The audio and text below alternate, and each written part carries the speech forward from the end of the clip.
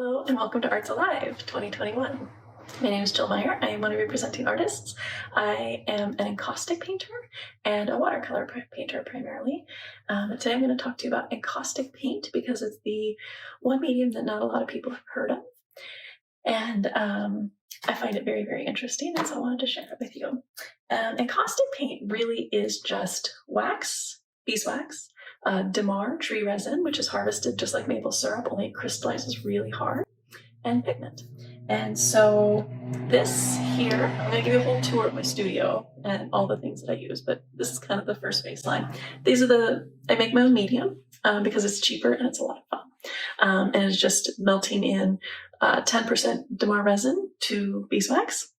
And I wish you could smell it. It smells like honey, with just like a little bit of tequila. There's something about the Myer tree resin that has that kind of, I don't know, there's something kind of spicy there.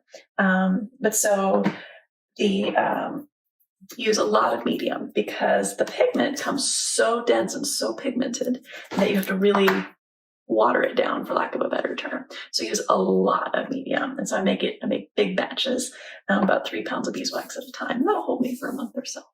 But I'm going to take you through all of the tools and kind of the setup of a studio, and then we'll make a little painting. Okay, here we go. So the paint comes in a few varieties. These are different brand names of paint. There's Encausticos, which either comes in these little cans that you can warm up and paint directly from the pan. I don't enjoy these as much because it's harder to mix the medium in, especially when they're brand new and they're full. But Encausticos also does these wax snaps, which I like quite a bit because you can kind of regulate exactly how much you're going to put into your can.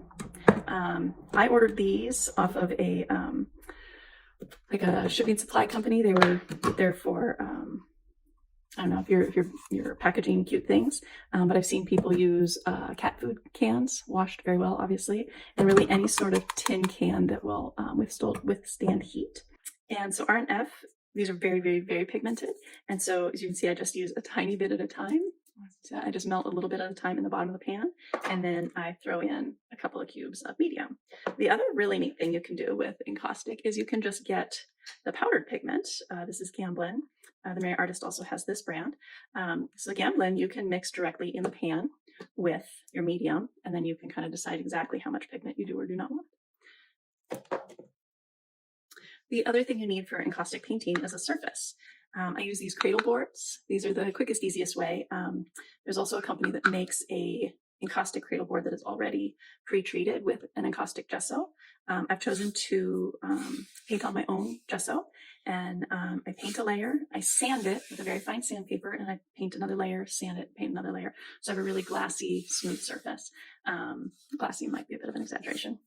But I do that because I found that if I don't use a gesso or if I don't sand it, it has really deep ridges, and so I get air bubbles trapped in my wax layers. And sometimes that's delightful and it comes up with a beautiful texture, but sometimes you really just want smooth.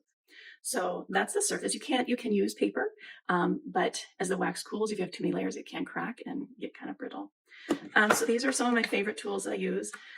The putty knife is if I make this painting here, it did not come out the way I want it. So what I will do is I will reheat this wax and just scrape it off. It'll come off in little curls. I will put those right back in my bucket, remelt it. I have a couple of different, what I call garbage buckets. But so I have like a green garbage bucket, a gray garbage bucket, and a purple garbage bucket. So anything in the green and yellow family goes in green, anything in the brown to white family goes in the gray bucket, and then purples and reds go in the purple bucket. And it makes a very interesting color. And so it's just a way to recycle the wax. I don't, there's no waste. That's my favorite part about this. There's never any waste. But as you can see in this piece, I used these tools here. And all these tools are actually for ceramics.